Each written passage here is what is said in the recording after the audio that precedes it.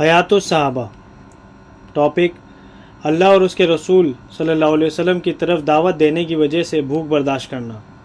حضور صلی اللہ علیہ وسلم کا بھوک برداشت کرنا۔ حضرت نعمان بن بشیر رضی اللہ عنہ فرماتے ہیں، کیا یہ بات نہیں ہے کہ تم جتنا چاہتے ہو کھاتے پیتے ہو، یعنی اپنی مرضی کے مطابق کھاتے پیتے ہو؟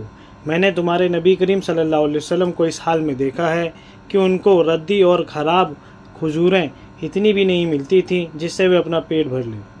امام مسلم میں حضرت نعمان رضی اللہ عنہ سے یہ روایت ہے کہ حضرت عمر رضی اللہ عنہ نے لوگوں کو ان کے زمانے میں جو دنیاوی فتوحات ملی ان کا ذکر کیا اور فرمایا کہ میں نے حضور صلی اللہ علیہ وسلم کو اس حال میں دیکھا ہے کہ آپ کا سارا دن بھوک کی بے چینی میں گزر جاتا تھا، آپ کو اتنی بھی ردی کھجوریں نہیں ملتی تھیں جن سے آپ اپنا پیٹ بھر لیں۔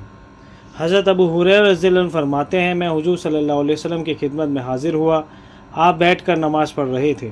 میں نے عرض کیا، اے اللہ کے رسول صلی اللہ علیہ وسلم، میں دیکھ رہا ہوں کہ آپ بیٹھ کر نماز پڑھ رہے ہیں، آپ کو کیا ہوا؟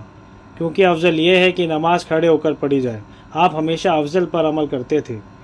آپ نے فرمایا، بھوک کی وجہ سے۔ یہ سن کر میں رو پڑا۔ آپ نے فرمایا، اے ابو ہریرہ، مت رو، کیونکہ جو آدمی دنیا میں ثواب کی نیت سے بھوک کو برداشت کرے گا، قیامت کے دن اس کے ساتھ حساب میں سختی نہیں کی جائے گی۔ حضرت عائشہ رضی اللہ عنہا فرماتی ہیں کہ حضرت ابوبکر کے گھر والوں نے ایک رات ہمارے یہاں بکری کی ایک ٹانگ بھیجی، میں نے اس ٹانگ کو پکڑا اور حضور صلی اللہ علیہ وسلم نے اس کے ٹکڑے کیے، یا حضرت عائشہ نے فرمایا کہ حضور صلی اللہ علیہ وسلم نے پکڑا اور میں نے ٹکڑے کیے۔ روایت کرنے والے کہتے ہیں کہ حضرت عائشہ رضی اللہ عنہا جس سے بھی یہ حدیث بیان کرتی ہیں اس سے یہ بھی فرماتی ہیں کہ یہ کام چراغ کے بغیر ہوا۔ طبرانی کی روایت میں یہ بھی ہے کہ روایت کرنے والے کہتے ہیں کہ میں نے حضرت عائشہ رضی اللہ عنہا سے پوچھا، اے ام المومنین، کیا یہ کام چراغ کی روشنی میں ہوا تھا؟ انہوں نے کہا، اگر ہمارے پاس چراغ جلانے کے لیے تیل ہوتا تو ہم اسے کھا لیتے۔ ابو یعلا نے حضرت ابو ہریرہ رضی اللہ عنہ سے روایت کیا ہے کہ حضور صلی اللہ علیہ وسلم کے گھر والوں پر کئی چاند گزرے کہ نہ کسی گھر میں چراغ جلایا جاتا نہ آگ۔ اگر انہیں تیل مل جاتا تو اسے اپنے جسم پر لگا لیتے، اور اگر چربی مل جاتی تو اسے کھا لیتے۔ حضرت ابو ہریرہ رضی اللہ عنہ فرماتے ہیں، حضور صلی اللہ علیہ وسلم کے گھر والوں پر ایک چاند گزر جاتا، پھر دوسرا چاند گزر جاتا، حضور صلی اللہ علیہ وسلم کے کسی بھی گھر میں کچھ آگ نہ جلائی جاتی، نہ روٹی کے لیے نہ سالن کے لیے۔ لوگوں نے پوچھا، اے ابو ہریرہ، پھر وہ کس چیز پر گزارا کیا کرتے تھے؟ فرمایا، دو کالی چیزوں پر، یعنی کھجور اور پانی۔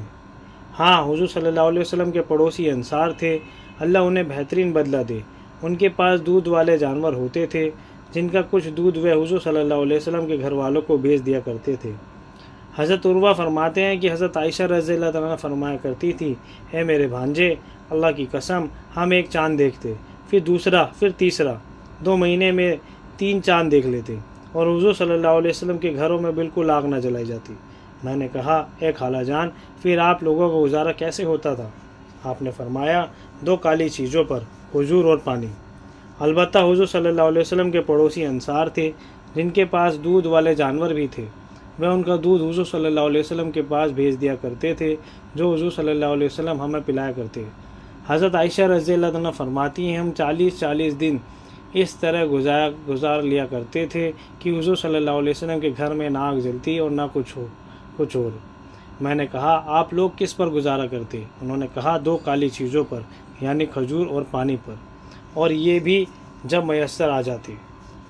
حضرت مسروق کہتے ہیں کہ میں حضرت عائشہ رضی اللہ عنہا کی خدمت میں حاضر ہوا، آپ نے میرے لیے کھانا منگوایا اور فرمایا، میں جب بھی پیٹ بھر لیتی ہوں اور رونا چاہوں تو رو سکتی ہوں۔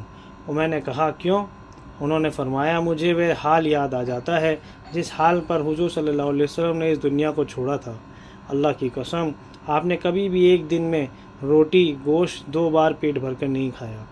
حضرت ابن زریر نے روایت کرتے ہیں کہ حضرت عائشہ رضی اللہ عنہ فرماتی ہیں کہ مدینہ آنے سے لے کر انتقال کے وقت تک کبھی بھی حضور صلی اللہ علیہ وسلم نے 3 دن لگاتار گیہوں کی روٹی پیٹ بھر کے نہیں کھائی۔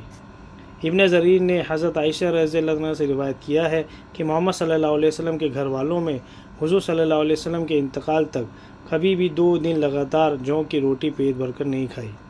ابن زریر ہی نے حضرت عائشہ رضی اللہ عنہا سے روایت کیا ہے کہ حضور صلی اللہ علیہ وسلم کا انتقال ہو گیا، آپ کو 2 کالی چیزیں یعنی کھجور اور پانی پیٹ بھر کر نہیں ملی۔ بہقی کی روایت میں یہ ہے کہ حضرت عائشہ رضی اللہ تعالیٰ عنہ فرماتی ہیں کہ حضور صلی اللہ علیہ وسلم نے کبھی بھی 3 دن تک برابر پیٹ بھر کر نہیں کھایا۔ اگر ہم چاہتے تو ہم بھی پیٹ بھر کر کھاتے، لیکن آپ دوسروں کو کھلا دیا کرتے۔ حضرت حسن فرماتے ہیں کہ حضور صلی اللہ علیہ وسلم اپنی جان سے لوگوں کی مدد کیا کرتے تھے، یہاں تک کہ اپنی لونگی میں چمڑے کا پیون لگا لیا کرتے تھے، اور آپ نے انتقال تک کبھی 3 دن تک صبح اور شام کا کھانا لگاتار نہیں کھایا۔ حضرت انس رضی اللہ عنہ فرماتے ہیں کہ حضور صلی اللہ علیہ وسلم نے کبھی میز پر نہیں کھایا، آپ نے کبھی باریک چپاتی نہیں کھائی، یہاں تک کہ آپ کا انتقال ہو گیا۔ ایک روایت میں ہے کہ آپ نے اپنی آنکھوں سے کبھی بھی بھنی ہوئی بکری نہیں دیکھی۔ حضرت ابن عباس رضی اللہ عنہ فرماتے ہیں کہ حضور صلی اللہ علیہ وسلم آپ کے گھر والے لگاتار کئی راتیں بھوکے ہی گزار دیتے، انہیں رات کا کھانا نہ ملتا تھا، نہ ان کی روٹی بھی اکثر جوں کی ہوتی تھی۔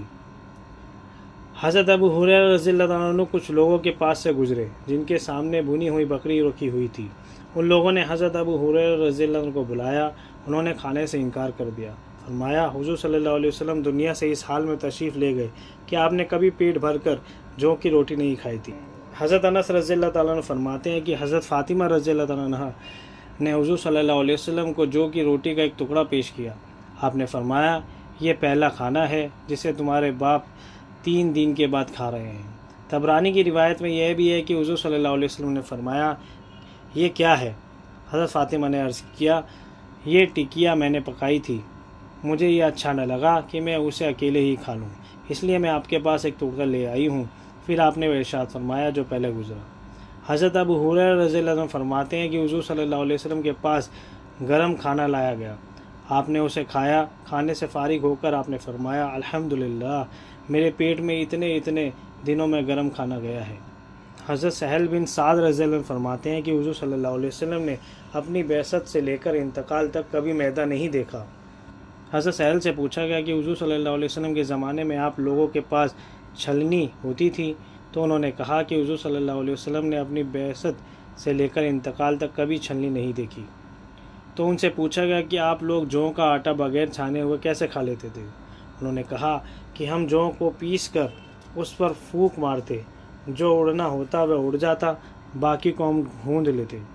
حضرت عائشہ رضی اللہ عنہ فرماتی کہ حضور صلی اللہ علیہ وسلم کے دسترخوان پر تھوڑی بہت بھی جوں کی روٹی نہیں بچتی تھی۔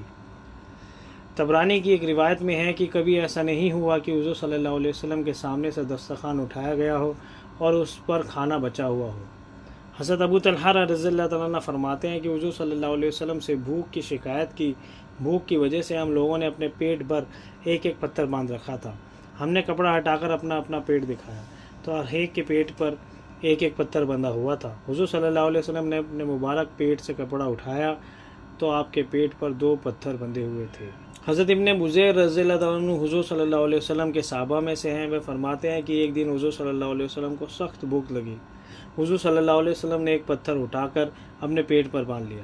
پھر آپ نے فرمایا، غور سے سنو، بہت سے لوگ دنیا میں خوب کھانا کھا رہے ہیں، اچھی زندگی گزار رہے ہیں، لیکن یہ لوگ قیامت کے دن بھوکے اور ننگے ہوں گے۔ بہت سے لوگ دنیا میں اپنی خواہشوں پر چل کر ظاہر میں اپنا اکرام کر رہے ہیں، لیکن حقیقت میں وہ اپنی توہین کر رہے ہیں۔ قیامت کے دن وہ رسوا اور ذلیل ہوں گے۔ غور سے سنو، بہت سے لوگ دنیا میں اللہ کے حکموں پر چل کر ظاہر میں اپنی توہین کر رہے ہیں، لیکن حقیقت میں وہ اپنا اکرام کر رہے ہیں کہ قیامت کے دن ان کو راحت اور عزت ملے گی۔ حضرت عائشہ رضی اللہ عنہا فرماتی ہیں کہ حضور صلی اللہ علیہ وسلم کے جانے کے بعد اس امت میں سب سے پہلے جو مصیبت پیدا ہوئی وہ پیٹ بھرنا ہے، کیونکہ جب کوئی قوم پیٹ بھر کر کھاتی ہے تو ان کے بدن موٹے ہو جاتے ہیں، ان کے دل کمزور ہو جاتے ہیں اور ان کی خواہشیں بے قابو ہو جاتی ہیں۔